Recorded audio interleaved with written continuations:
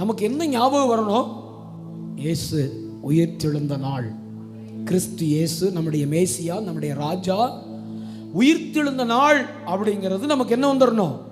ஞாபகம் வந்துடணும். அது ஞாபகம் வந்துருச்சுன்னு பாருங்களேன், அது ஆழ் மனதில் அது தோன்றிச்சுன்னா நம்ம வாழ்க்கையில் ஆமென் கவலையே இருக்காது, துக்கமே இருக்காது. அவர் உயிரோடு இழந்துட்டாரு, ஆமென், எனக்கும் அதில் ஒரு பெரிய பங்கை தேவன் வைத்திருக்கிறார் அப்படின்னு சொல்லி நமக்கு ஒரு பெரிய நம்பிக்கை. அதான் நம்முடைய நம்பிக்கையின் பாக்கியம். என்னை கவனிச்சுட்டே வாங்க என் வார்த்தைகளை. நம்முடைய நம்பிக்கையின் பாக்கியம் கிறிஸ்துவின் உயிர்த்தெழுதல். சொல்லுங்க அந்த வார்த்தையை திரும்ப சொல்லுங்க. என்னுடைய நம்பிக்கையின் பாக்கியம் அப்படின்னா என் நம்பிக்கையின் உச்சபட்சம் ஆசீர்வாதம், நான் நம்பி இருக்கிற காரியத்தின் உச்சபட்ச ஆசீர்வாதம் அவருடைய உயிர்த்தெழுதல். அல்லேலூயா. அப்புறம் ஒரு பெரிய ஆசீர்வாதம் இருக்கு. என்னது? இன்னும் அதை காட்டிலும் ஒரு பெரிய ஆசீர்வாதம் ஒன்று இருக்கு, பேலன்ஸ். என்னது சொல்லுங்க. போகும்போது ஈஸ்டருக்கு பட்டு சேலை எப்படியாச்சும் முக்காடை போட்டு வாங்கிட்டு போறதா? அது இல்லை. ஆமென், அல்லேலூயா. இன்னொரு பாக்கியமான ஒரு நிலைமையை நமக்கு வைத்திருக்கிறார். அதுதான் அவருடைய வருகை.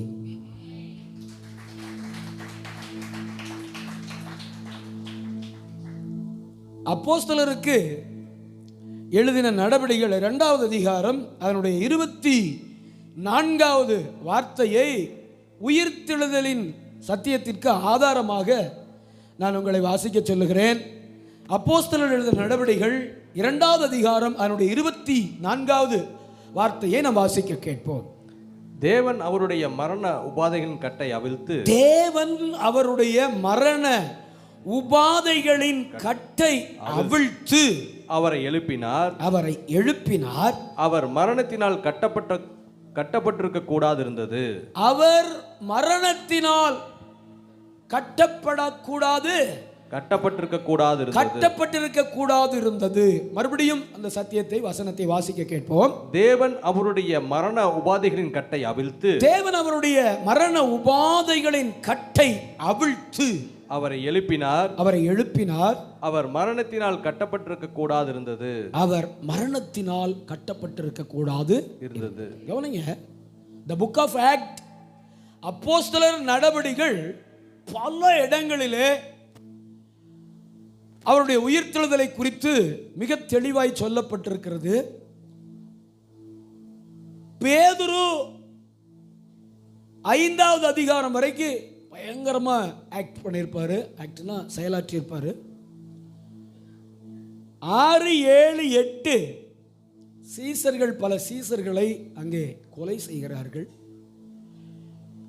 அப்போஸ்தலர் 9, ஆமென், வேத புத்தகத்திலேயே புதிய ஏற்பாட்டிலேயே ஒரு மிகப்பெரிய கேரக்டர் ஒன்று உருவாகுது. அல்லேலூயா. அப்போஸ்தலர் 9ல் கவனிச்சுட்டே வாங்க, நல்லா கவனச்சிதறல் வரக்கூடாது. சைக்காலஜிக்கலி 3 நிமிஷத்துக்கு ஒரு தடவை நமக்கு கவனச்சிதறல் வருமாமா. 3 நிமிஷத்துக்கு ஒரு தடவை நமக்கு மனிதர்களுக்கு, மனித மூளைக்கு 3 நிமிஷத்துக்கு ஒரு தடவை என்ன வருமாமா? கவனச்சிதறல் அப்படின்னு பேர். அது பேர். பாடம் நடத்திக்கிட்டே இருப்போம், நல்லா மண்டை ஆட்டிகிட்டு இருப்பான். திடீர்னு இப்படி மேலே பார்த்துட்டு இருப்பான். என்னடானா 2 பல்லு ஒன்று மேலே ஒன்று உட்காந்துக்கிட்டு இருக்கோம். என்னடா இது அப்படின்னு நம்ம டேய் அப்படின்னம்னா, சார் பல்லிங்க சார்மா. அதுபோல் நீங்கள் எதுவும் என்கிட்ட சொல்ல மாட்டீங்கன்னு நான் உங்களை நம்பி பிரசங்கத்தை ஆரம்பிக்கிறேன். நீங்கள் காது கொடுத்து கவனிச்சுட்டே வரணும், சரியா? ஆமென். சொல்லுங்கள், கர்த்தர் என் கூட இருக்கிறாரு, இயேசு என்னோடு இருக்கிறார். கை உயர்த்தி சொல்லுங்க, இயேசு என்னோடு இருக்கிறார். இப்படி சொல்லுங்க, உயிர்த்தெழுந்த இயேசு என்னோடு இருக்கிறார். உயிர்த்தெழுந்த இயேசு. ஸோ அப்போஸ்தலர் நடபடிகள் முழுவதும் அப்படி உயிர்த்தெழுதலை குறித்து அதிக வசனங்கள் உண்டு. 8வது அதிகாரம் கடைசி வசனம், 7வது அதிகாரம் கடைசி வசனத்தில் ஸ்தேவானை கல்லெறிந்து கொல்லுகிறார்கள். ஸ்தேவான் இயேசு என்ன வார்த்தை சொல்லி ஜீவனை விட்டாரோ அதே வார்த்தையை ஸ்டீஃபன் சொல்லி விடுவார். இயேசுவே, பிதாவே, இவர்களுக்கு மன்னியும், இவர்கள் செய்கிற காரியம் என்னதென்று. 8வது அதிகாரம் 1வது வசனம், ஸ்தேவானை கொல்லுவதற்கு சவுலும் சம்மதித்திருந்தான். 9வது அதிகாரம் ஒரு மிகப்பெரிய கேரக்டரை ப்ரொஜெக்ட் பண்ணது. ஆமென். அப்போஸ்தலர் 9 ஒரு மிகப்பெரிய கேரக்டரை ப்ரொஜெக்ட் பண்ணது. அந்த கேரக்டர் பேரு பவுல். ஆமென். அவர் அடுத்து வந்த ஆமென் ஒரு 21 அதிகாரத்தில் உயிர்த்தெழுதல அப்படியே நெல்மணி தூவுகிறது போல தூவி விட்டுட்டு போயிருப்பாரு. Please try to understand my word. கவனிச்சுட்டே வரணும். அப்படியே அள்ளி தூவி இருப்பார் உயிர்த்தெழுதல. சும்மா அப்படி போற போக்கில் அப்படி ஒரு சொருகிட்டு போயிடுவார். அல்லேலூயா. அவருடைய உயிர்த்தெழுதலினாலே அப்படின்ட்டு போவார். பிதாவாகிய தேவன் அவரை எழுப்பினதினாலே அப்படின்ட்டு போயிடுவார். அவர் எழுப்பப்பட்டதினாலே அப்படின்னு ஒரு வார்த்தையை சொல்லிட்டு போயிடுவார். அப்படி போகிற போக்கில் அப்படி சொல்லிட்டு போவார். நாம் இன்றைக்கு வரைக்கும் அதை மிக சாதாரணமாக வாசித்து, இன்றைக்கு வரைக்கும் அதை மிக சாதாரணமாக தியானித்து அப்படி போயிருப்போம். இன்னைக்கு கொஞ்சம் நீங்கள் எல்லாமே கேள்விப்பட்டது, ஆனால் இன்னைக்கு கொஞ்சம் நிறுத்தி நிதானமாக வாசித்து அவைகள் இருக்கிற சத்தியங்களை நாம் அறிந்து கொண்டு அதை நம்முடைய ஜீவனுக்கு ஏதுவாக மாற்றிக்கொள்ளப் போகிறோம். விளங்கிட்டீங்களா? ஆமென். இந்த உயிர்த்தெழுதல் என்பதற்கு கிரேக்க பதத்தில் அனாஸ்தாசிஸ், சொல்லுங்க, அனஸ்தீசியன்றாதீங்க, போட்டு என்னை 2 மணி நேரம் மயக்கடிக்க வச்சிடாதீங்க. அவனிங்க என்ன பேரு? கிரேக்க பதத்தில் என்னவாமா? அனாஸ்தாசிஸ் அப்படின்னா உயிர்த்தெழுதல். இந்த உயிர்த்தெழுதலை 2 விதத்தில் புரிந்து கொள்ள முடியும். கவனிங்க, ரொம்ப முக்கியமான காரியம். இந்த உயிர்த்தெழுதலை, இந்த அனாஸ்தாசிஸ் அப்படிங்கிற வார்த்தை 2 விதத்தில் விளக்கம் கொடுக்குது. கிரேக்க வார்த்தை அது, கோனிக் கிரேக் அப்படின்னு ஒரு லாங்குவேஜ், அதில் மொழிபெயர்ப்பில் இருக்குது அனாஸ்டாசிஸ் அப்படின்னு. இந்த 2 விதத்தில் அவங்க விளக்கி வச்சிருக்காங்க. எப்படி விளக்கி வச்சிருக்காங்க அப்படின்னா, ஒன்று கிறிஸ்துவின் தொடர்பில் ஏசப்பாவுடைய சார்பில் அதை விளக்கும் போது அந்த அனாஸ்டாசிஸ் அப்படிங்கிற கிரேக்க பதத்துக்கு மரித்தோரில் இருந்து உயிர்த்தெழுதல். சொல்லுங்க. இது இயேசு கிறிஸ்துவின் தொடர்பில் பார்க்கும்போது அனாஸ்தாசிஸ் என்கிற கிரேக்க பதத்திற்கு அர்த்தம் உயிர்த்தெழுதல். இந்த அனாஸ்தாசிஸ் என்கிற கிரேக்க பதத்தின் மொழிபெயர்ப்பு உயிர்த்தெழுதலை 2 விதங்களிலே பார்க்கலாம். ஒன்று, கிறிஸ்துவின் தொடர்பில் மரித்தோரில் இருந்து உயிர்த்தெழுதல். நம்பர் 2, பொதுவா பேசும்போது மரித்தோரின் உயிர்த்தெழுதல். என்ன பாஸ்டர் சொன்னதவே சொல்றீங்க? நான் சொன்னதவே சொன்னனா மாற்றி சொன்னனா? சொல்லுங்க. எவ்வளோ பேருக்கு புரிஞ்சிருச்சு நான் சொன்னது? இப்போ இன்னொரு வாட்டி தான் சொல்லுங்களேன் அப்படிங்கிற மாதிரி இருக்கு சில மூஞ்சு. சொல்ற மறுபடியும். உயிர்த்தெழுதல் 2 விதத்தில் விளங்கி கொள்ள முடியும். கிறிஸ்துவின் சார்பில் ஏசப்பாவை முன்வைத்து பார்த்தோம்னா அதை எப்படி மொழிபெயர்த்திருக்கிறாங்க? மரித்தோரில் இருந்து உயிர்த்தெழுதல் பொதுவான மொழிபெயர்ப்பு. அதாவது உலக வழக்கப்படி அனாஸ்தாசிஸ் அப்படின்னு ஒரு கிரேக்கன் எடுத்து படிச்சான்னா அதை எப்படி விளங்கி கொள்வான்னா மரித்தோரின் உயிர்த்தெழுதல் விளங்குவான். இந்த 2 வார்த்தைக்கு என்ன வித்தியாசம்? மரித்தோரின் உயிர்த்தெழுதலுக்கும் மரித்தோரில் இருந்து உயிர்த்தெழுதலுக்கும் என்ன வித்தியாசம்? என்னமோ படிச்சிருக்கோம், காலேஜ் வரைக்கும் போயிருக்கோம், ஆனால் நீங்க சொல்ற விஷயம் ஒன்றும் எங்களுக்கு புரியல அப்படிங்கிற மாதிரி என்ன பார்க்குறீங்க. நாங்களும் கொஞ்சமெல்லாம் படிச்சிருக்கோம், ஆனால் என்ன பேசுறீங்கன்னு எங்களுக்கு புரியலையே. பைபிள் படித்தா தானே புரியும். மரித்தோரிலிருந்து உயிர்த்தெழுதல் அப்படின்னா நிறைய பேர் செத்துட்டாங்க. யாரோ ஒருத்தர் அந்த கூட்டத்திலிருந்து எழுந்து வந்துட்டாரு. கைதட்ட மாட்டீங்களா நீங்க? விளையாண்டீங்களா? நிறைய பேர் செத்துட்டாங்க. யாரோ நிறைய பேர் கல்லறையில் அடக்கம் பண்ணப்பட்டிருக்காங்க. யாரோ ஒருத்தர் அனாஸ்தாசிஸ் எழுந்து இது கிறிஸ்துவின் சார்பில் அந்த வார்த்தையை விளங்கி கொண்டால் மரித்தோரிலிருந்து உயிர்த்தெழுதல். பொதுவா ஒரு ரட்சிக்கப்படாத, இயேசுவை அறியாத, இயேசுவை ஏற்றுக்கொள்ளாத, இவர்தான் மேசியா என்பதை ஏற்றுக்கொள்ளாத, அறியாத, புரியாத கிரேக்கன் எடுத்து அந்த பதத்தை வாசித்தால் மரித்தோரின் உயிர்த்தெழுதல் நம்ப மாட்டான். என்ன செய்ய மாட்டான்?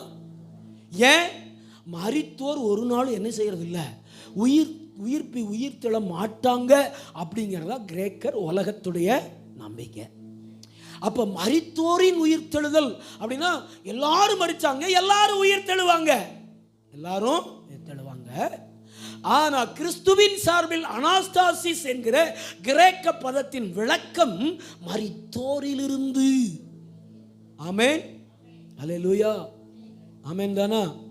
நிறைய காய்கறி கொட்டி வச்சிருக்கு, அங்கிருந்து 4 கத்திரிக்காய் மட்டும் எடுக்கிறது. லைன்ட்டிங்களா? புரிஞ்சிடுச்சு? இப்போ புரியுன்னு நினைக்கிறேன். நிறைய நமக்கு பிடிச்ச காய்கறி எல்லாம் அங்கே இருக்கு. ஆமென். நாளைக்கு என்ன தேவை? ஆமென். பீட்ரூட் மட்டும் 2 தேவை, எடுத்துட்டு வர்றது. யாருக்கெல்லாம் விளங்கிருச்சு?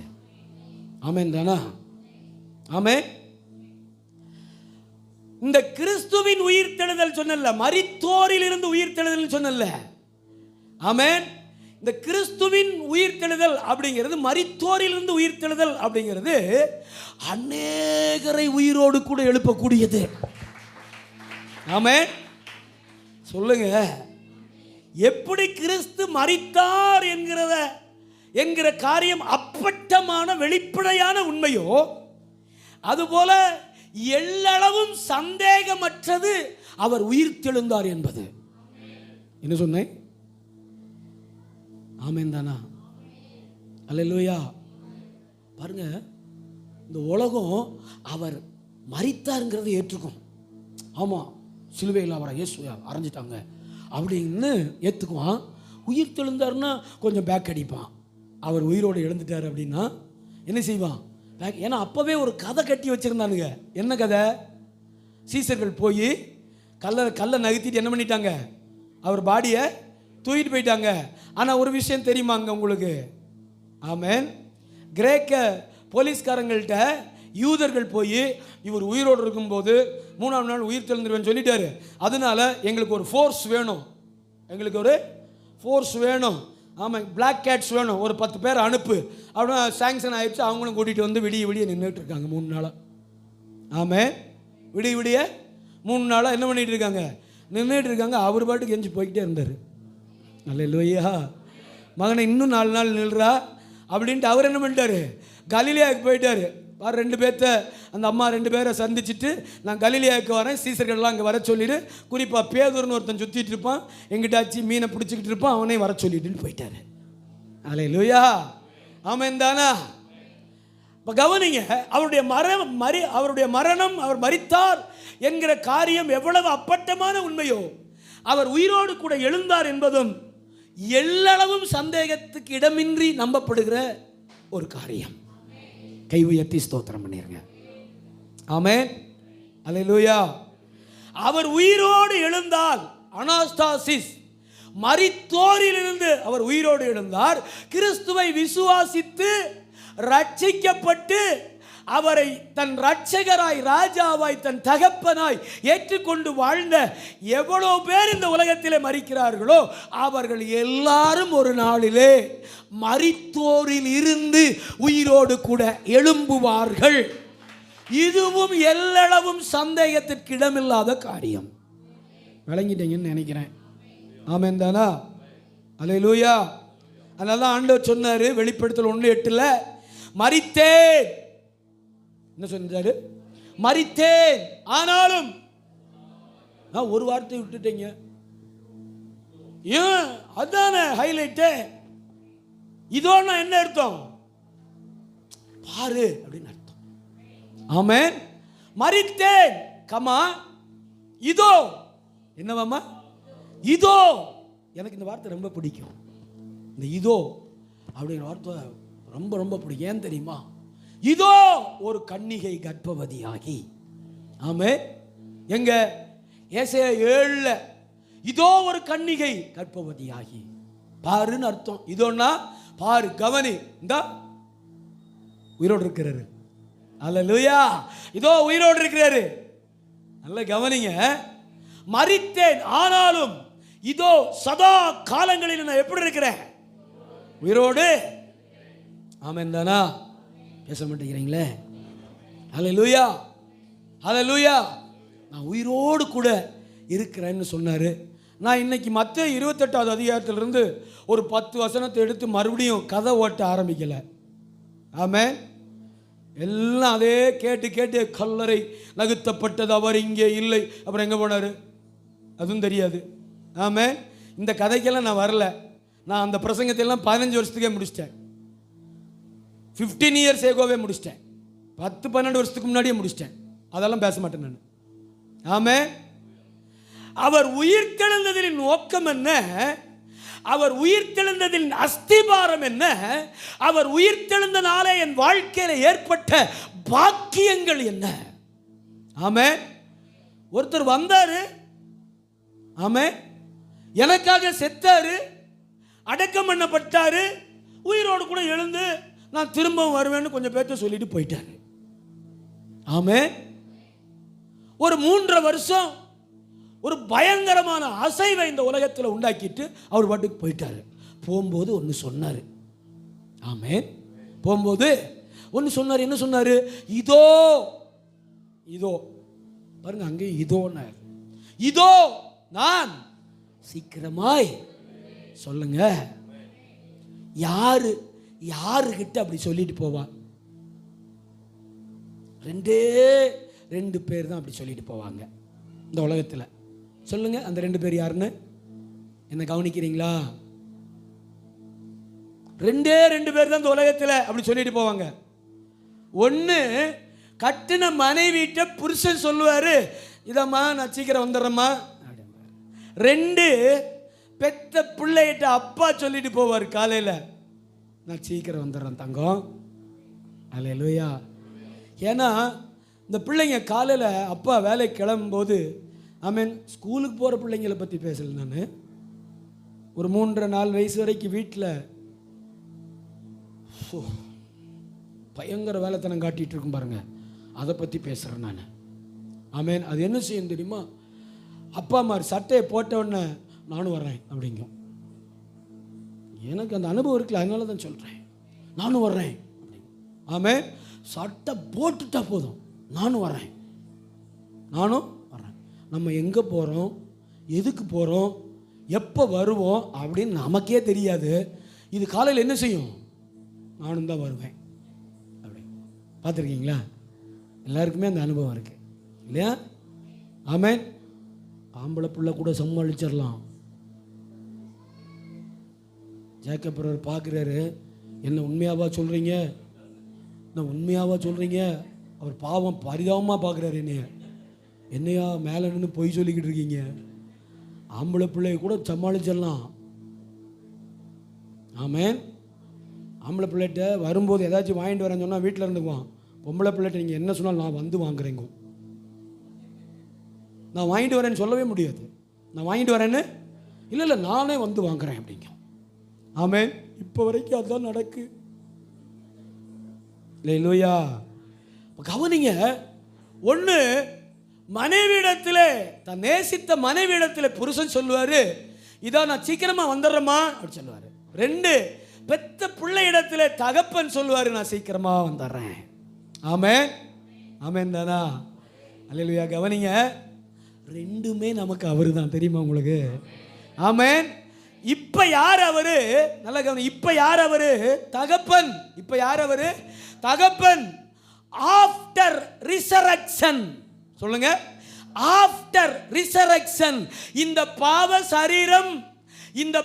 சரீரம் ஜீவ விருட்சத்தின் கனியை தொடவிடாமல் பண்ணி, ஆமென், ஏதேன் தோட்டத்தின் வாசலை அடைத்து சுடரொளி பட்டயத்தையும் கேருபீனையும், ஆமென், காவலாய் வைத்தவர். ஆமென். இந்த பாவ சரீரம் உள்ளே இருக்கிற ஜீவ விருட்சத்தின் கனியை இப்ப வரைக்கும் தொடவிடாம பாதுகாத்து வைத்து இந்த ரட்சிப்பை பூரணப்படுத்தி, இந்த ரட்சிப்பை முழுமைப்படுத்தி பரிபூர்ணப்படுத்தி, இந்த மாம்ச சரீரம், பாவ சரீரம் மரணத்துக்குட்படுத்தப்பட்டு மண்ணுக்கு திரும்பி அவர் நடுவானிலே எக்கால சத்தத்தோடு ஆரவார சத்தத்தோடு பிரதான தேவதூதர்களோடு வெளிப்படும் போது மறுரூபமாக்கப்பட்ட சரீரம். அப்ப அப்பான்னு கூப்பிட முடியாது, மணவாளனா பார்க்கும். உங்களுக்கு புரிஞ்சிருச்சுன்னு நினைக்கிறேன். இப்ப நீங்க அப்பான்னு கூப்பிடலாம், தகப்பனேன்னு பாடலாம், தாயேன்னு பாடலாம். ஆஃப்டர் ரிசரக்ஷன், உயிர்த்தெழுதலுக்கு பிறகு, ஆமென், அப்பா இல்லை, ஆட்டுக்குட்டி இல்லை.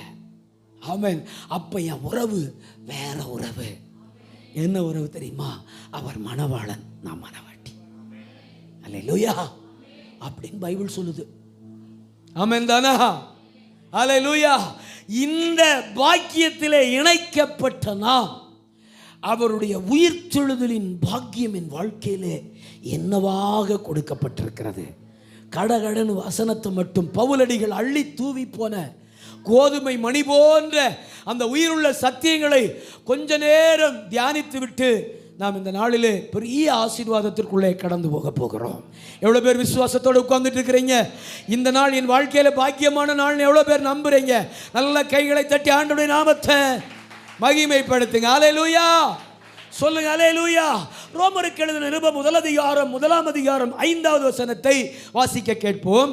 ரோமருக்கு எழுதின நிருபம் 1 அதிகாரம் அதனுடைய 5வது வசனத்தை நாம் வாசிக்க கேட்போம். மாமிசத்தின்படி தாவீதின் சந்ததியில் பிறந்தவரும், மாமிசத்தின்படி தாவீதின் சந்ததியில் பிறந்தவரும், பரிசுத்தமுள்ள ஆவியின்படி தேவனுடைய சுதன் என்று. பரிசுத்தத்தின்படி வாசிங்களே, பரிசுத்தமுள்ள ஆவியின்படி தேவனுடைய சுதன் என்று. பரிசுத்த ஆவியின் அச்சாரத்தோடு கூட அவர் பிதாவுடைய குமாரன் என்று. மரித்தோரிலிருந்து உயிர்த்தெழுந்ததினாலே, மரித்தோரிலிருந்து உயிர்த்தெழுந்ததினாலே பலமாய் ரூபிக்கப்பட்ட.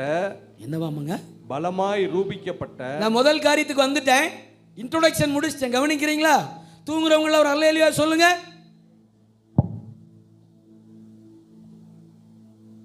பரவாயில்லையே, ஏன் சீக்கிரம் வந்துடுவார் போல தான் தெரியுது.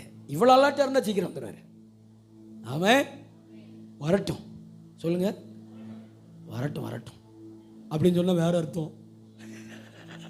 வரட்டும் அப்படின்னா அது எதிர்பார்ப்பு. வரட்டும் வரட்டும் அப்படின்னா அது வேற அர்த்தம். புரிஞ்சுட்டீங்களா? ஆமென் தானா? வாசிங்க, மறுபடியும் வாசி, எல்லாரும் கவனிங்க. அவர் 5வது வசனப்பா தம்பி, 5வது வசனம் போடுமா ஸ்கிரீன்ல. மாமிசத்தின்படி தாவீதின் சந்ததியில் பிறந்தவரும், பரிசுத்தமுள்ள ஆவியின்படி தேவனுடைய சுதன் என்று. மாம்சத்தின்படி யாராமா? தாவீதின் வம்சம். ஆமென். மாம்சத்தின்படி யாராமா? தாவீதின் வம்சம். ஆவியின்படி யாராமா? தேவனுடைய சுதன் என்று. நின்றுச்சா? தேவனுடைய சுதன் என்று. இதான் ஒரு அட்ரஸ். இப்ப வேற ஒரு அட்ரஸ், வேற ஒரு உறுதிப்பாடான அட்ரஸ் ஒன்று வருது. என்னது? மரித்தோரிலிருந்து உயிர்த்தெழுந்ததினாலே. மரித்தோரிலிருந்து உயிர்த்தெழுந்ததினாலே அவர் பலமாய் ரூபிக்கப்பட்ட தேவகுமாரனுமாயிருக்கிறார். கைதட்டாதவங்களுக்கு நன்றி சொல்றேன்.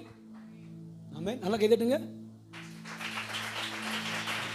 கைதட்டின ஒரு 53 பேத்துக்கு நன்றி சொல்றேன். அல்லேலூயா. கவனிங்க, அவருக்கு ஏற்கனவே ஒரு அட்ரஸ். என்ன அட்ரஸ்? மாம்சத்தின்படி தாவீதின் பிள்ளை. ஆமென். தாவீதுடைய வம்சம். 2 ஆவியின்படி ஒரு யூதன் ஒரு கிரேக்கன் விளங்கி கொண்டா அவர் யாரு? அவர் யார்? தேவனுடைய சுதன்.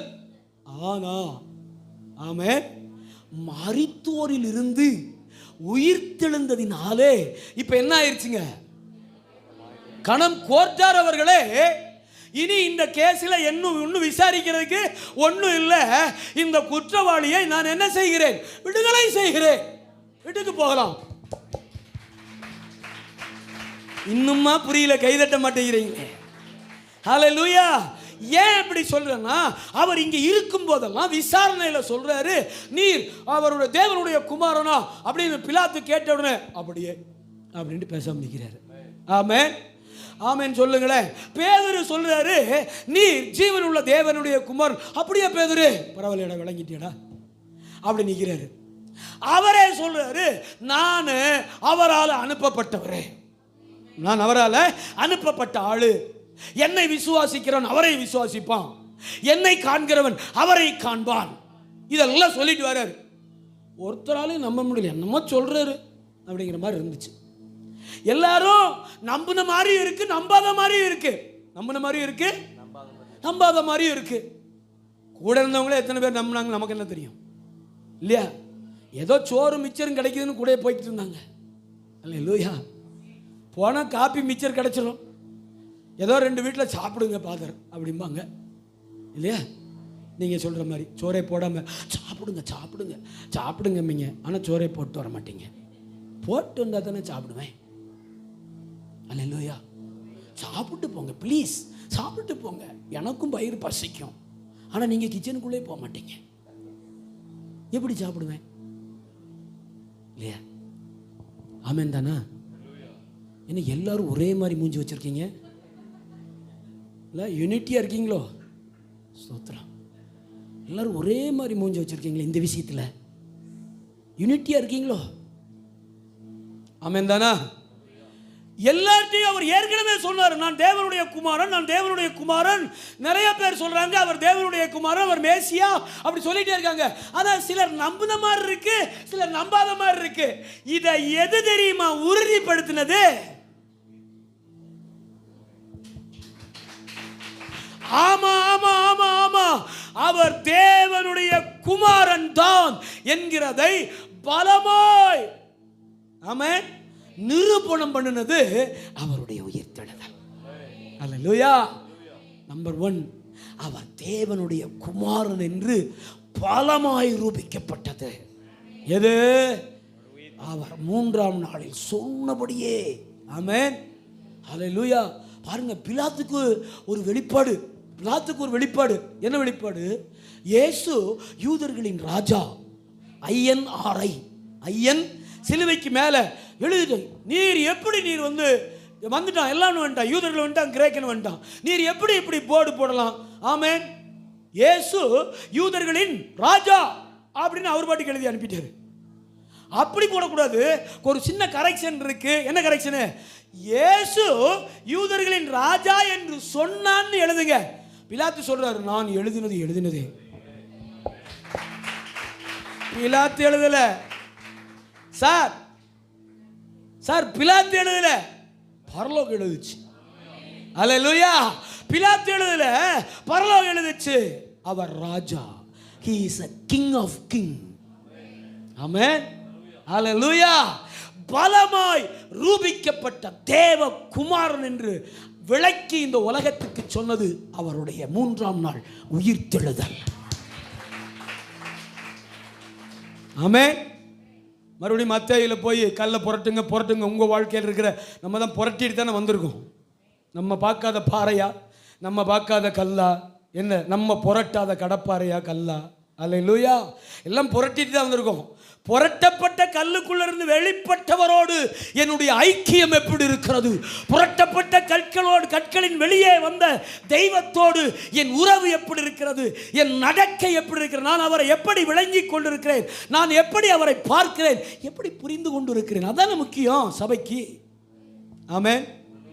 கல்யாணம் பண்ண 6 மாசத்துக்கு ஆமென். அல்லேலூயா. இப்பெல்லாம் 3 நாள்லேயே பிள்ளைங்க, பொம்பளை பிள்ளைங்க தெளிவாக இருக்காங்க. அப்பெல்லாம் ஒரு 20-30 வருஷத்துக்கு முன்னாடியெல்லாம் ஒரு 6 மாதம் ஆகும். இந்த ஆளை எப்படி மிரட்டலாம், எப்போ இந்த ஆளை மிரட்ட முடியும் நம்ம அப்படின்னு. இப்பெல்லாம் 3ஆம் நாளே மிரட்டிடுறாங்க. 3ஆம் நாளே கம்முன்னு உட்காரியா. ஆமாம். ஏன்னா இவர் 1 நாளே இவர் யாருன்னு காமிச்சிருவார். ஆமாம், நான் இவ்வளோதான் அப்படின்னு. அப்பெல்லாம் நம்ம காலத்துல எல்லாம் ஒரு 6 மாதம் ஆகும். கொஞ்சம் காலையில் இருந்துச்சு வரப்பா ஒரு சட்டையை அயன் பண்ணி போட்டுட்டு காப்பி கொடுமா. ஆமாம். அப்படியே போய் சோஃபாவில் உட்காந்துக்கிறது, கட்டில் உட்காந்துக்கிறது, பெஞ்சில் உட்காந்துக்கிறது, அந்த அம்மாவை சோறு கொண்டு வாங்கிறது, ரசம் கொண்டு வாங்கிறது, மோர் கொண்டு வாங்கிறது. அப்புறம் அது ஒரு 6 மாதம் கழித்து அது உட்காந்துக்கும், போயா சோறு எடுத்துகிட்டு வா, மோர் எடுத்துகிட்டு வா, குழம்பு எடுத்துகிட்டு வாங்கும் இல்லையா? இப்போல்லாம் 3 நாள்லேயே நடந்துரு. 1 வாரம் தான், மேக்சிமம் 1 வாரம் தான். பாவமாக போவார் அது பிள்ளை பின்னாடி.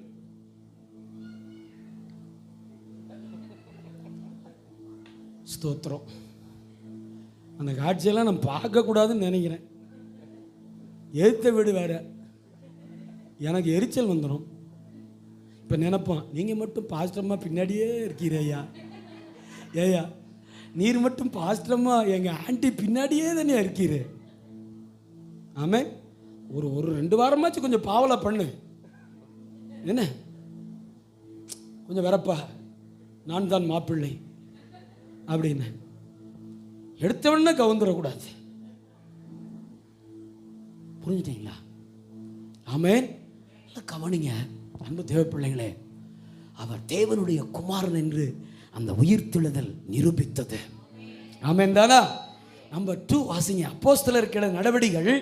ஆமென். பவுலடிகள் நமக்கு என்ன காரியங்களை கற்றுக் கொடுத்திருக்காரு பாருங்க. ஆமென்.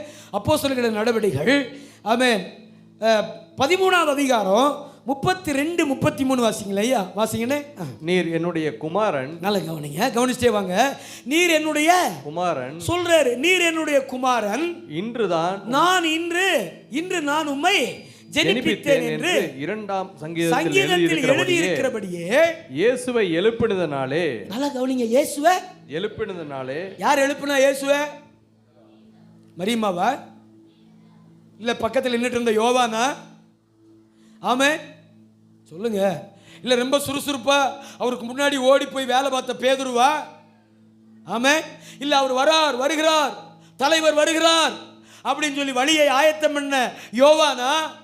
யார் எழுப்பினதாமா? எழுப்பின, வாசிங்க அந்த வசனத்தை. இயேசுவை எழுப்பினதினாலே. இயேசுவை அவர் எழுப்பினதினாலே தேவன் தம்முடைய பிதாக்களுக்கு அருளி செய்த வாக்குத்தத்தத்தை அவர்களுடைய பிள்ளைகளாகிய நமக்கு. இந்த வசனத்தை எல்லாம் நீங்க அப்போஸ்தலர் படிக்கும்போது சாதாரணமா படிச்சுட்டு போயிட்டு இருப்பீங்க.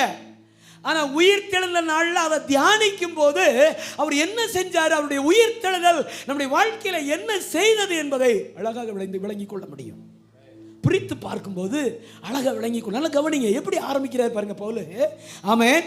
நீர் என்னுடைய நேசகுமாரன், இன்று நான் உம்மை ஜனிப்பித்தேன் என்று 2ஆம் சங்கீதத்தில் எழுதியிருக்கிறபடியே. அப்ப சங்கீத புத்தகத்தை பவுலடிகள் என்ன செஞ்சிருக்கிறாரு? படிச்சிருக்காரு. ஆமென். படிச்சு தியானிச்சிருக்கிறாரு. தியானிச்சிட்டு தான் எழுதுறாரு. என்ன எழுதுறாரு?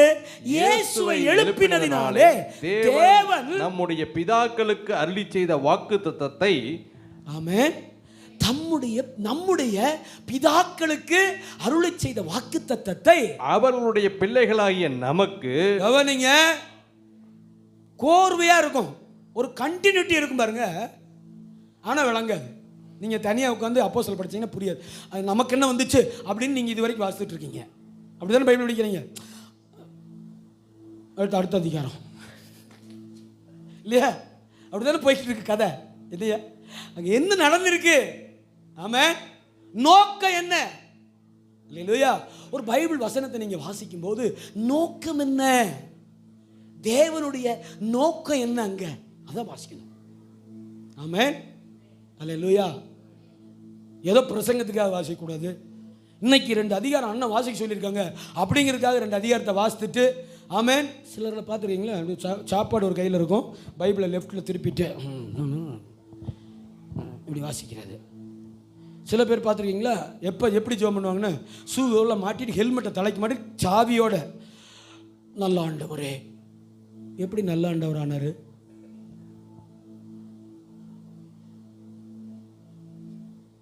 எங்கே போகிறோம்? இவ்வளோ அவசரமாக எங்கே போகிறோம்? ஹெல்மெட்டெல்லாம் மாட்டிட்டு, சூக்குவெல்லாம் மாட்டிட்டு, பெல்ட்டெல்லாம் கட்டிட்டு, பேக்கு தோல்லே இருக்கும், ஷோல்டர் பேக்கு.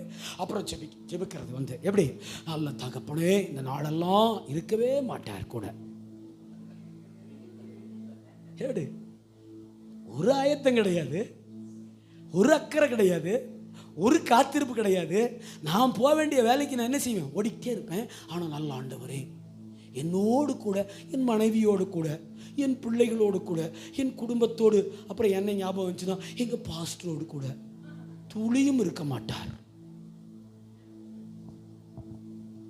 காலையில் எழுந்து தேவ சமூகத்தில் காத்திருந்து, ஆமென், இதெல்லாம் முன்னாடியே சொல்லிட்டு, ஆமென், ஹெல்மெட்டு ஷூ எல்லாம் மாட்டிட்டு ரெடி ஆகிட்டு ஒரே ஒரு செகண்ட் வானத்தை அண்ணாந்து பார்த்துட்டு போயிட்டே இருக்கலாம்.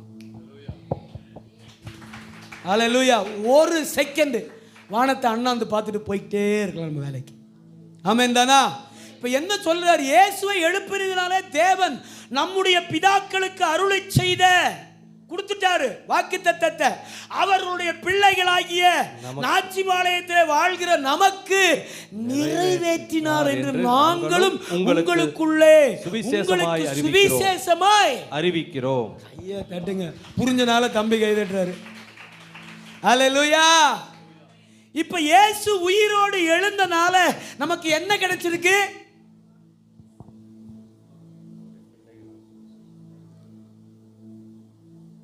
நான் பேசுகிற தமிழ் உங்களுக்கு புரியும்னு நம்பிக்கையோடு தான் இப்படி பேசிக்கிட்டு இருக்கேன். என்னை உயிரை வாங்காமல் பதில் சொல்லுங்க. புரிஞ்சிட்டிங்களா இல்லையா? கவனிங்க. ஆமென். கரெக்டாக பதில் சொல்லுங்க. ஆமென். இந்த வசனத்தை பார்த்து சொல்லுங்க. இயேசுவை எழுப்பினதினாலே தேவன் தம்முடைய பிதாக்களுக்கு அருளை செய்த வாக்குத்தத்தத்தை அவருடைய பிள்ளைகளாகிய நமக்கு நிறைவேற்றினார் என்று நாங்களும் உங்களுக்கு சுவிசேஷமாய் அறிவிக்கிறோம். என்ன நடந்துச்சு? அப்போ என்னைக்கோ ஆபிரகாம், ஈசாக்கு, யாக்கோபிட்ட கொடுத்த வாக்குத்தத்தத்தை இயேசு கிறிஸ்து உயிரோடு எழுந்தனால அந்த வாக்குத்தத்தம் எனக்கும் நிறைவேறி இருக்கிறது. விளைந்தீங்களா? நம்பர் 2, நான் இன்னும் விளக்கம் கொடுத்தோன்னா இன்னும் நீங்கள் மண்டே குழப்பிடுவீங்க. அதனால் நான் அடுத்த காரியத்துக்கு போகிறேன்னு எனக்கு பயமாக இருக்குது உங்களை பார்த்தா. நல்லா புரிஞ்சுக்கோங்க. ஆமென். நல்லா ஒன்று, அவர் தேவனுடைய குமாரன் என்று ப்ரூவ் பண்ணிச்சு. ரிசரக்ஷன், உயிர்த்தெழுதல். ஆமா, இயேசு கிறிஸ்து என்னால் அனுப்பப்பட்ட என்னுடைய குமாரன் என்கிறதை பரலோகம் உறுதிப்படுத்துச்சு. உலகம் அதை பார்த்துச்சு, நம்பிச்சு. அந்த நம்பிக்கையில தான் இன்னைக்கு வரைக்கும் கிறிஸ்தவம் நின்று கொண்டிருக்கிறது. நம்பர் 2, என் பிதாக்களுக்கு அவர் கொடுத்த வாக்குத்தத்தத்தை நிறைவேற்ற கிறிஸ்துவை உயிரோடு கூட எழுப்பினார். இப்ப புரிஞ்சிருச்சுல்ல? இப்ப இந்த மெத்தடு புரிஞ்சிருச்சு உங்களுக்கு? எனக்கு கொடுத்த நிறைவேற்றின வாக்குத்தத்தத்தை இயேசு கிறிஸ்துவை எழுப்பி அவர்கிட்ட கொடுத்துட்டாரு. இப்போ அதை விட புரிஞ்சிருக்கும். அல்லேலூயா. இப்போ அவர்கிட்ட வாங்குறது ஈஸி. அவர் தான் நம்ம ஈஸியாக ஏமாத்திடுவோமே. இல்லையா? பிதாவை ஏமாற்ற முடியாது. ஏசப்பாவை என்ன செஞ்சிடலாம்? ஒரு டவல் மட்டும் இருந்தால் போதும் பக்கத்தில். யாரு சொன்னா? ஏசப்பா என்னை மட்டும்தான் நீங்கள் விட்டுட்டீங்கப்பா. ஆமே. அவர் பாப்பார், பரிதாபமாக அழுகிறானேடா. ஆமேன். இப்படி ஒரு மனுஷன் அழுவானா? ஆமேன். காவிரியே ஓடுதே அப்படின்னு சொல்லி என்ன செஞ்சிருவாரு? இறங்கி வந்து பாவம் அவர் கொடுத்துருவார். அதை வாங்கிட்டு வடக்க போயிடுறது. வாங்கிட்டு வடக்க, தெற்க, கிழக்க, மேற்க. அல்லேலூயா. வாக்கு தத்தத்தை உயிர்த்தெழுதல் நிறைவேற்றினது. அவர் நம்முடைய பிதாக்களுக்கு கொடுத்த வாக்கு தத்தத்தை அவருடைய பிள்ளைகளாகிய நம்முடைய வாழ்க்கையில் இப்போ வரைக்கும் நிறைவேற்றி வராரு. ஆமென் தானா? ஆமென் தானா? 3:25 வாசிங்க. நான் வாசிங்கண்ணே. 3:25 அப்போஸ்தலர் 3:25 வாசிங்க. அப்படியே போயிடுறேன். அப்போஸ்தலர் 3:25. நீங்கள் அந்த தீர்க்கதரிசிகளுக்கு புத்திரராய் இருக்கிறீர்கள். நீங்கள் அந்த தீர்க்கதரிசிகளுக்கு புத்திரராய் இருக்கிறீர்கள். உன் சந்ததியினாலே பூமியில் உள்ள வம்சங்கள் எல்லாம் ஆசீர்வதிக்கப்படும் என்று தேவன் ஆபிரகாமுக்கு சொல்லி. இதா வாக்குத்தத்தம். உன் சந்ததிக்குள்ளே பூமியில் உள்ள வம்சங்கள் எல்லாம் ஆசீர்வதிக்கப்படும் என்று தேவன் ஆபிரகாமுக்கு சொல்லி நம்முடைய முன்னோர்களோடு பண்ணின உடன்படிக்கைக்கும் புத்திரராய் இருக்கிறீர்கள். அவர் உங்கள் எல்லாரையும் உங்கள் பொல்லாங்குகளிலிருந்து விலக்கி உங்களை ஆசீர்வதிக்கும்படி தேவன் தம்முடைய பிள்ளையாகிய இயேசுவை எழுப்பி. இப்ப தட்டிருங்க கைய, புரியுமில்ல? ஆமென். தன்னுடைய பிள்ளையை என்ன பண்ணாராமா? எழுப்பி முதலாவது அவரை அனுப்பினார். உங்களிடத்திற்கே அனுப்பினார். எதுக்கு? வாக்கு தத்தத்தை நான் நிறைவேற்றி தருவேன் அப்படின்னு சொல்லி ஒரு 40 நாள் அவங்க கூட இருந்துட்டு வான்னு விட்டார். ஆமென். ஒரு 40 நாள் அளவும் அவங்க கூடயே இருந்துட்டு எல்லா வாக்குத்தத்தையும் கொடுத்துட்டு வந்துரு. அல்லேலூயா. அதில் முதல் வாக்குத்தத்தம் பரிசுத்த ஆவியானவர். முதல் வாக்குத்தத்தம். நான் நம்பர் 3 போயிடுறேன், டைம் ஆயிடுச்சுன்னு. வாங்க கூட வாங்க. வாசிங்க ரோமர் 4வது அதிகாரம் 23 25 வரைக்கும். ரோமர், ஆமென், ரோமருக்கு எழுதின ஆமென் நிருபம், ரோமருக்கு பவுலடிகள் எழுதின நிருபம் 4வது அதிகாரம் 23 to 25. அது அவனுக்கு நீதியாக எண்ணப்பட்டது என்பது. நல்ல கவனிங்க, 21 வாசிங்க. தேவன் வாக்குத்தத்தம் பண்ணினதை நிறைவேற்ற வல்லவராய் இருக்கிறார் தேவன் வாக்குத்தத்தம் பண்ணினதை நிறைவேற்ற வல்லவராய் இருக்கிறார் என்று முழு நிச்சயமாய் நம்பி தேவனை மகிமைப்படுத்தி விசுவாசத்தில் வல்லவனானான். ஆபிரகாம் விசுவாசத்திலே வல்லவனானான். ஆகையால் அது அவனுக்கு நீதியாக எண்ணப்பட்டது. அது அவனுக்கு நீதியாக எண்ணப்பட்டது. அது அவனுக்கு நீதியாக எண்ணப்பட்டது என்பது அவனுக்கு நீதியாக எண்ணப்பட்டது என்பது அவனுக்காக மாத்திரமல்ல. இந்த இடத்துல ஒரு கை தட்டிடலாமா? ஏன் என்னை அங்க கொண்டு வந்து சொருகிறாரு, நம்மை அங்க கொண்டு வந்து என்ன செய்யறாரு? சொருகிறார். எப்படி சொருகிறார் பாருங்க. நமக்காகவும் எழுதப்பட்டிருக்கிறது. நல்ல கவனிங்க. அது அவனுக்கு நீதியாக எண்ணப்பட்டது, அவனுக்காக மாத்திரமல்ல நமக்காகவும் எழுதப்பட்டிருக்கிறது. எப்ப? அடுத்த வசனத்தை படிச்சா பதில் இருக்கு. நம்முடைய கர்த்தராகிய இயேசுவை மரித்தோரிலிருந்து எழுப்பினவரை விசுவாசிக்கிற நமக்கும் அப்படி ஆகும். என்ன அடுத்த வசனம்? அவர் நம்முடைய பாவங்களுக்காக ஒப்பு கொடுக்கப்பட்டும் நாம் நீதிமான்களாக்கப்படுவதற்காக எழுப்பப்பட்டும் இருக்கிறார். நான் சொல்லாமே கை தட்டுவீங்கன்னு நான் உங்க மூஞ்ச பார்த்துக்கிட்டு இருக்கேன்.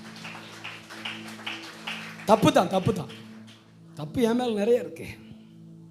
இல்லையா? ஆமென். தப்பு என் மேல் நிறைய இருக்கு. தப்பு தான். உங்கள்கிட்ட இதெல்லாம் எதிர்பார்க்கிறது தப்பு தான். இல்லையா? நான் சொல்லாமலே கை தட்டுவீங்க. எப்படி? இந்த வசனத்தை எவ்வளோ நாள் வாசிச்சிருக்கோம்? நமக்கு என்ன தெரியுமா பிடிக்கும்? அங்கே நான் சொல்லிட்டா நமக்கு என்ன தெரியுமா பிரசங்கம் பண்ணியிருக்காங்க? நமக்கு ஒரு வசனம் தான் அங்கே நமக்கு நல்ல பரிச்சயம். என்ன தெரியுமா? ஆபிரகாம் கர்த்தரை விசுவாசித்தான், அது அவனுக்கு இது மனப்பாடமாக தெரியும் எல்லாருக்கும். நம்ம சொல்லிடுவோம், ஜெபத்தில் வேற சொல்லிச்சோம், ஆண்டவரே என் தகப்பன் ஆபிரகாம் உம்மை விசுவாசித்தால் அது அவனுக்கு நீதியாக எண்ணப்படும். எனக்கும் நீதி தாங்க ஆண்டவரே, நானும் உண்மை தானே நம்புகிறேன், நானும் உண்மை தானே விசுவாசிக்கிறேன். முழு கண்டென்ட் பேசேஜ் தொகுப்பு என்ன சொல்லுது? மறுபடியும் ஒரு விஷயம் நான் உங்களுக்கு வாசி காமிக்கிறேன் பாருங்க. தேவன் வாக்குத்தத்தம் பண்ணியதை நிறைவேற்ற வல்லவராய் இருக்கிறார் என்று முழு நிச்சயமாய் நம்பி தேவனை மகிமைப்படுத்தி விசுவாசத்தில் ஆபிரகாம் வல்லவனானான். ஆகையால் அது அவனுக்கு நீதியாக எண்ணப்பட்டது. அது அவனுக்கு நீதியாக எண்ணப்பட்டது அவனுக்காக மாத்திரம் அல்ல, நமக்காகவும் எழுதப்பட்டிருக்கிறது. எப்ப நம்மளை கொண்டு போய் அதில் வச்சாரு? நம்முடைய கர்த்தராகிய இயேசுவை மரித்தோரிலிருந்து எழுப்பினவரை விசுவாசிக்கிற நமக்கும் அப்படியே எண்ணப்படும். அவர் நம்முடைய பாவங்களுக்காக ஒப்பு கொடுக்கப்பட்டும் நாம் நீதிமான்களாக்கப்படுவதற்காக எழுப்பப்பட்டும் இருக்கிறார். இப்போ வருது பாருங்க கைதட்டு. ஆமென். புரிஞ்சதுக்கு அப்புறம் கைதட்டு. புரிஞ்சா தானே கைதட்ட முடியும். ஆமென். அல்லேலூயா. அந்த ஸ்கூலில் புரிஞ்சிச்சாடா அப்படின்னு எஸ் சார்மா ஒருத்தனை தனியாக கூப்பிட்டீங்க வா போடு அப்படின்னு பாருங்களேன். அப்புறம் அவனை நம்ம தான் போடணும். அது மாதிரி மண்டையாட்டாமல் நல்லா புரிய வரைக்கும் காது கொடுத்து கேளுங்க. எப்படி ஆமென் அவருடைய மரணம் பாவத்தை மன்னிச்சதோ, அவருடைய மரணம் கடைசி வசனத்தை பாருங்களேன், வாசிங்க இந்த வசனத்தை. அவர் நம்முடைய பாவங்களுக்காக ஒப்பு கொடுக்கப்பட்டு முந்தானேத்து பார்த்தோம் இல்லையா? அவர் நம்முடைய பாவங்களுக்காக ஒப்பு கொடுக்கப்பட்டும் நாம் நீதிமான்களாக்கப்படுவதற்காக. அப்ப அவருடைய உயிர்த்தெழுதல் நம்ம எப்படி மாத்திருச்சாமா? பாவத்துக்கு மரித்து நீதிக்கு பிழைத்து. விளங்கிட்டீங்களா? விசுவாசம் தான் நீதி.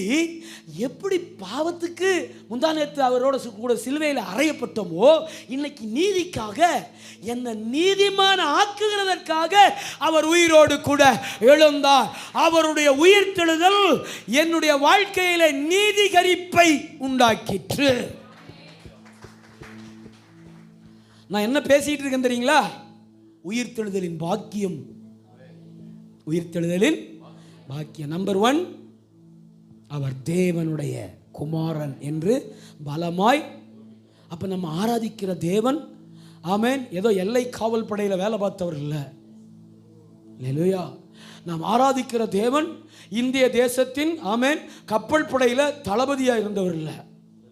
நான் ஆராதிக்கிற தேவன் ஏதோ உலக ஐக்கிய நாடுகளின் தலைவராக இருந்தவர் அல்ல. தன்னுடைய வாயின் ஒரே வார்த்தையினாலே அண்ட சராசரங்களை உருவாக்கினவரை நான் நம்புறேன், ஆராதிக்கிறேன்.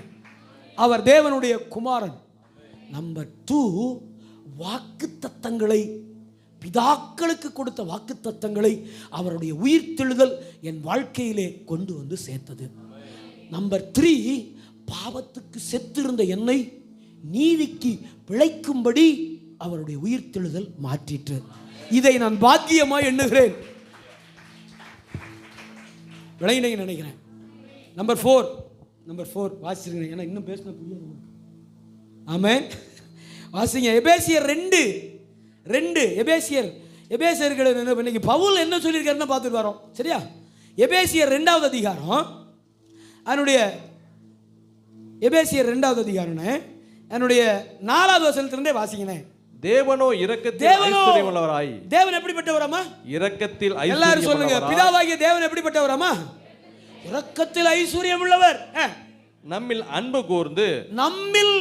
கூர்ந்து தம்முடைய மிகுந்த அன்பினாலே அக்கிரமங்களில் மரித்தவர்களாயிருந்த நம்மை. என்னவாமா? அக்கிரமங்களில் மரித்தவர்களாயிருந்த நம்மை. எல்லாரும் நெஞ்சில கை வைங்க. எல்லாரும் உங்க ஹார்ட்ல கை வைங்க. வச்சிருக்கீங்களா? பார்க்கலாமா உங்களை? எல்லாரும் ஹார்ட்ல கை வச்சிங்களா? ஆமென். இப்ப அந்த வசனத்தை வாசிங்க. அக்கிரமங்களில் மரித்தவர்களாயிருந்த நம்மை கிறிஸ்துவுடன் கூட உயிர்ப்பித்தார். கிறிஸ்துவுடனே கூட உயிர்ப்பித்தார். கிருபையினாலே ரட்சிக்கப்பட்டீர்கள். கிறிஸ்து இயேசுவுக்குள் அவர் தம்மிடத்தில் வைத்த தயவினாலே. கவனிங்க. கிறிஸ்து இயேசுவுக்குள் அவர் நம்மிடத்தில் வைத்த தயவினாலே தம்முடைய கிருபையின் மகா மேன்மையான ஐஸ்வரியத்தை வருங்காலங்களில் விளங்கச் செய்வதற்காக கிறிஸ்து இயேசுவுக்குள் நம்மை அவரோடு கூட எழுப்பி உன்னதங்களிலே அவரோடு கூட உட்காரவும்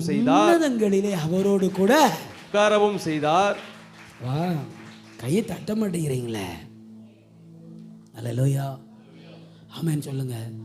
4வது காரியம், ஆமென், அவர் தலை, நான் அவருடைய அவயம். எவ்வளோ பெரிய பொறுப்பு, எவ்வளோ பெரிய அந்தஸ்து, எவ்வளோ பெரிய என்ன சொல்றது, ஒரு பதவி. ஆமென். எப்படி சொல்றாரு? கிருபையினாலே. ஆமென்.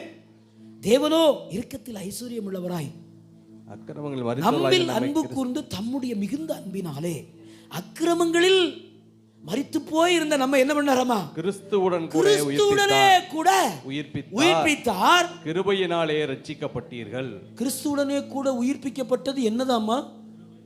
சொல்லுங்க. கிறிஸ்துவுடனே கூட உயிர்ப்பிக்கப்பட்ட அந்த ப்ராசஸ்க்கு பேர் என்னதாமா? ஏன்? அவர் கிருபை உள்ளவர். அவர் கிருபையின் ஐஸ்வர்யம். ஆமென் சொல்லுங்களேன். அல்லேலூயா. ஏசப்பா மட்டும் பிதாட்ட நான் போல அப்படின்னு சொல்லியிருந்தானே என்ன நடந்திருக்கும்? அப்படி சிந்திச்சு பாருங்க. ஏசப்பா மட்டும் இப்போ நம்ம பிள்ளைகளை கூப்பிட்டு தங்கம் இங்கே போயிட்டு வந்து நான் போல நீங்களே போங்க, எத்தனை வாட்டி சொல்கிறான் இல்லை? நான் போல நீங்களே போங்க. அப்படி ஏசப்பா ஒரு தடவை பிதாட்ட இல்லை நீங்களே போங்க அப்படி இருந்தால் பிதா ஏசப்பா மாதிரி இருக்கிறவர் இல்லை அவர்.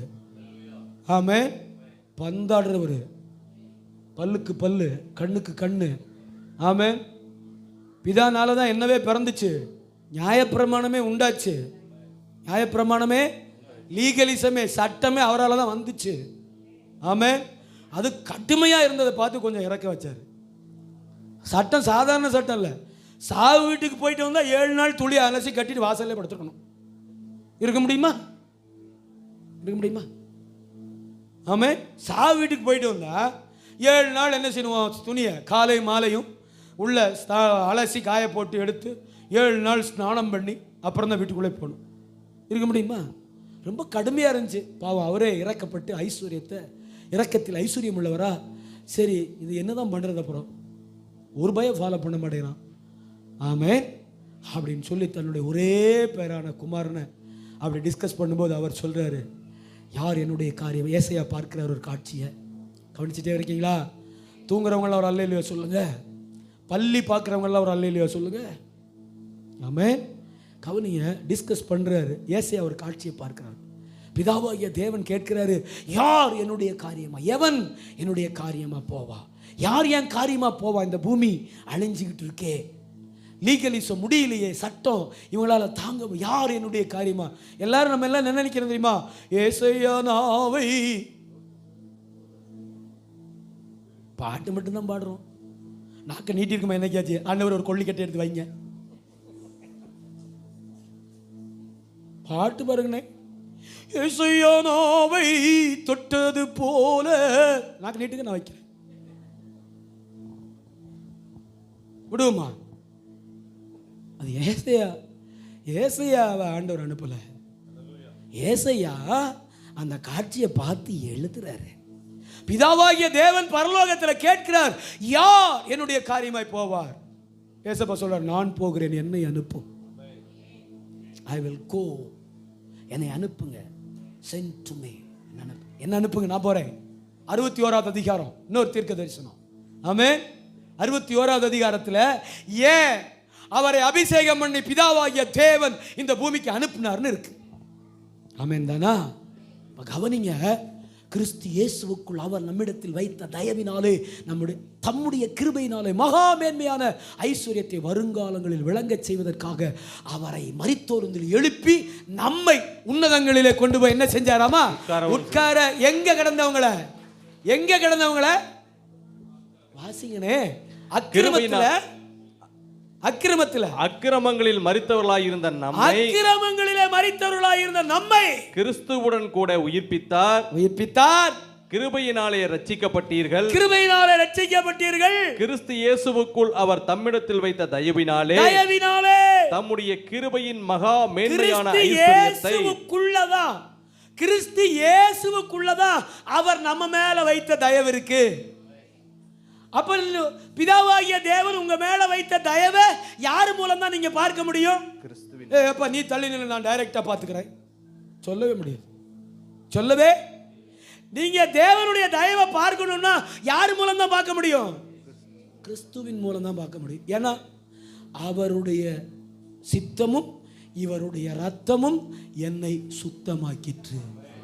அவருடைய சித்தமும் இவருடைய இரத்தமும் என்னை, அதைத்தான் சொல்றாரு, மகா மேன்மையான ஐஸ்வர்யத்தை வருங்காலங்களில்.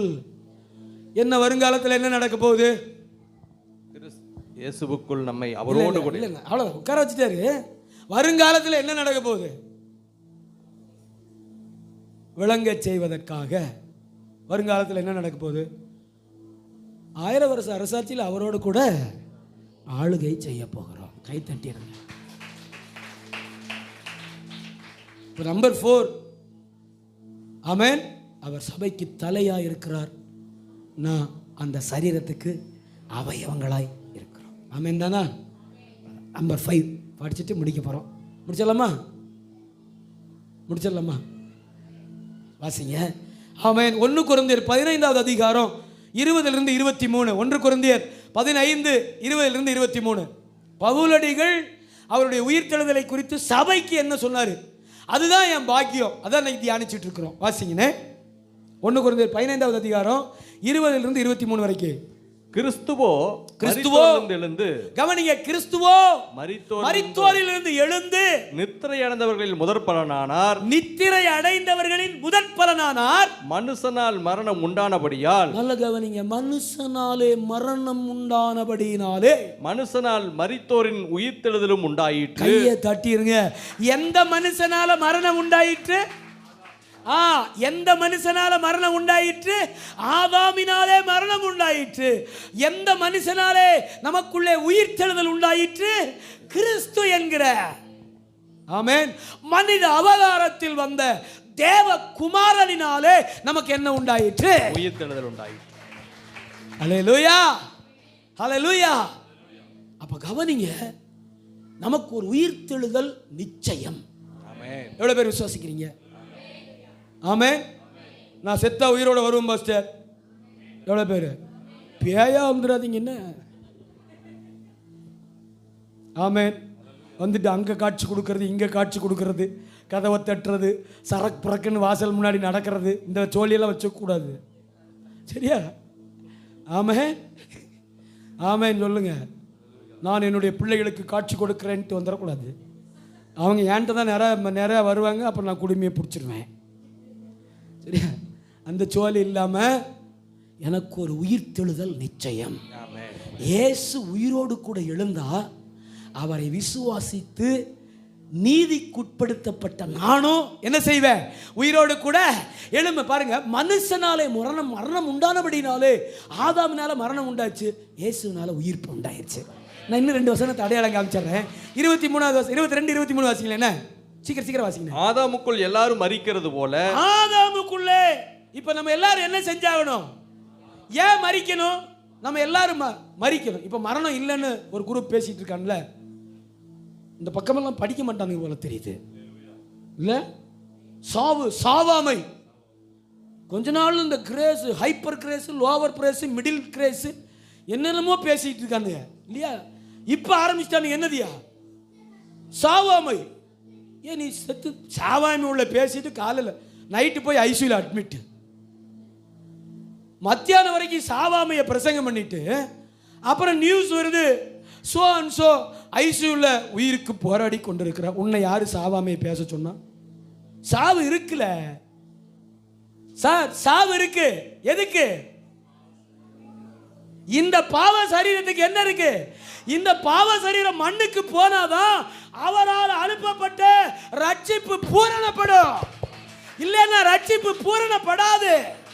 புரிஞ்சுட்டீங்களா? இந்த சரீரம் மண்ணுக்கு போகணும். ஆமென், ஆமென், ஆமென். மண்ணு தனக்குண்டானவர்களை ஒப்புவித்துச்சான், சமுத்திரம் தனக்குண்டானவர்களை ஒப்புவித்துச்சான். வெளிப்படுத்தல் போய் படிங்க. அக்கினி தனக்குண்டானவர்களை ஒப்புவிச்சுச்சான். அப்படின்னா என்ன அர்த்தம்?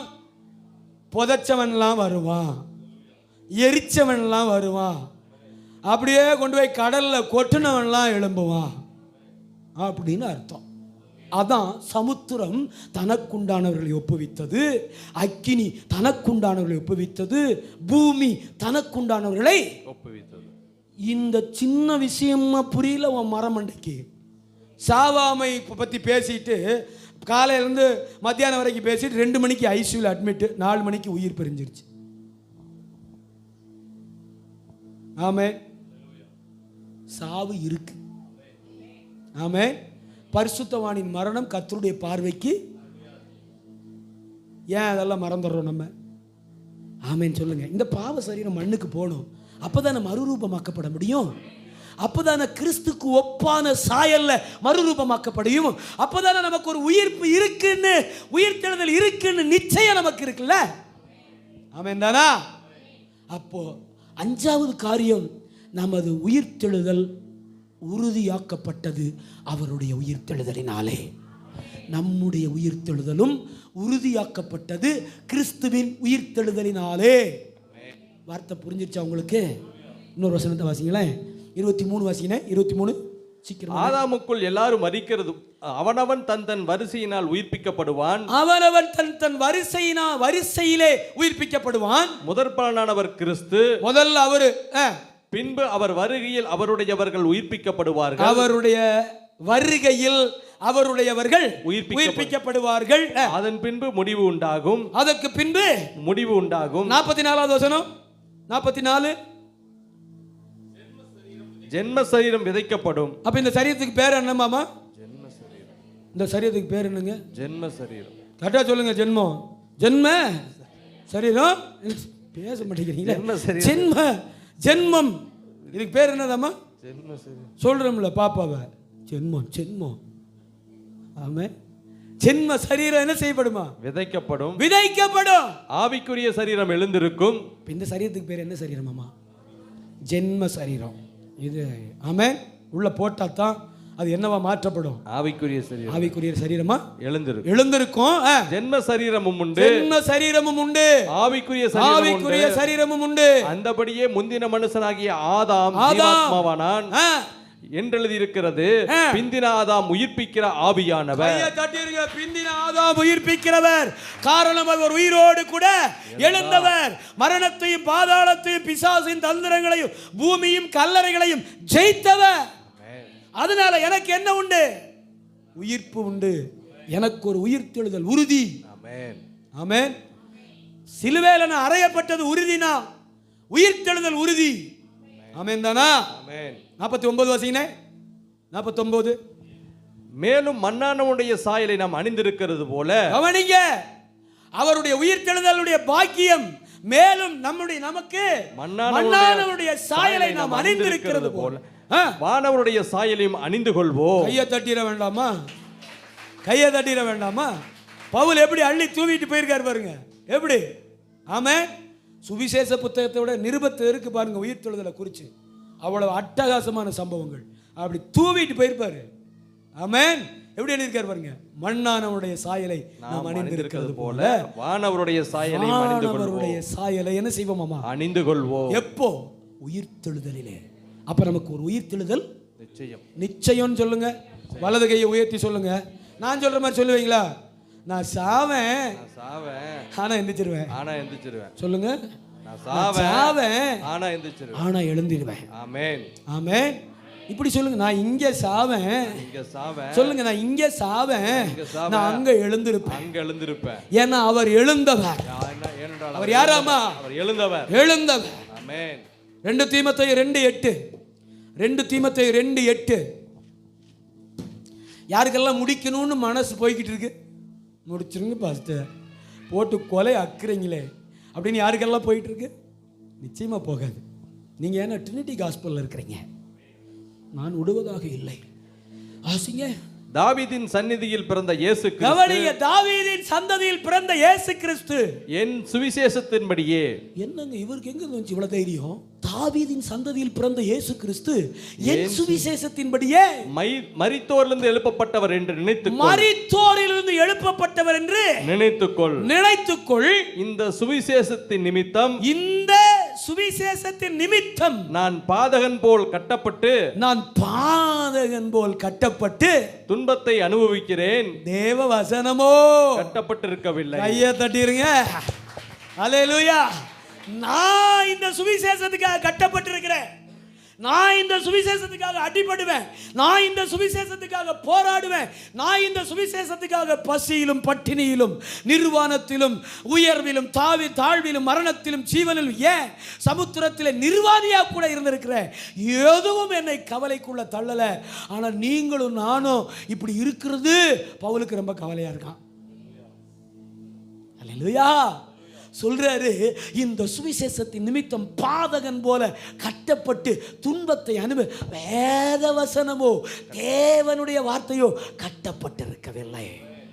அல்லேலூயா. அப்போ 6வது காரியம் என்னது? ஆமென். மனிதருக்கு ரட்சிப்பின் சுவிசேஷம். ஆமென்.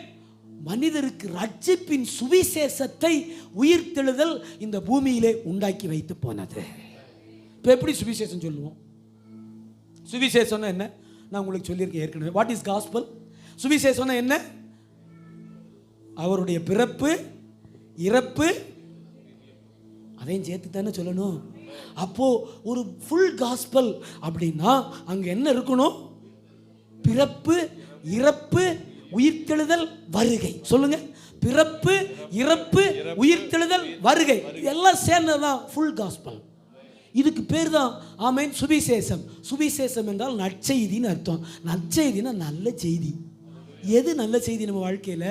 அவர் பிறந்தது நல்ல செய்தி, அவர் இறந்தது நல்ல செய்தி, அவர் உயிரோடு எழுந்தது நல்ல செய்தி, அவருடைய வருகை எனக்கு செய்தி.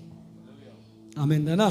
அப்போ அவருடைய உயிர்ப்பின் பாக்கியம் சுவிசேஷத்தை அறிவிக்க கர்த்தர் பெரும் பங்கை நம்முடைய வாழ்க்கையில் வைத்தார். தைரியமாக சொல்லலாம், இயேசு உயிரோடு எழுந்தார்னு. ஆமென். எப்படின்னு கேட்டால் மட்டும் உங்களுக்கு தெரியாது. அடுத்த வசனத்துக்கு போகலாம். இல்லையா இயேசு உயிரோடு எழுந்தாரா அப்படின்னு ஒரு RSS நண்பர் உங்கள்கிட்ட கேட்டா, ஆமாம் எழுந்தார் அப்படின்னு எப்படி சொல்லுவீங்க? சொல்லணும்ல. இயேசு எப்போ எழுந்தார், எப்படி எழுந்தார்னு சொல்லு அப்படின்னு ஒரு நண்பர் உங்கள்ட்ட கேட்டா என்ன சொல்லுவீங்க? எப்படி அவருக்கு விளக்கம் கொடுப்பீங்க? அவர் முன்னாடி நாங்கள் இப்படி தான் பாஸ்டர் முழிப்போம். என்ன நீங்கள் எங்களை அப்போ சுப்பமா நினைச்சிட்டீங்களா? அவர் முன்னாடி நாங்கள் இப்படி தான் பாஸ்டர் முழிப்போம். ஆமே அல்லேலூயா. அதுக்கு ஆயத்தமாக இருக்கணும். ஆமையா உயிர் தெழுந்தார், இங்கே உட்காரு அப்படின்னு சொல்லணும்.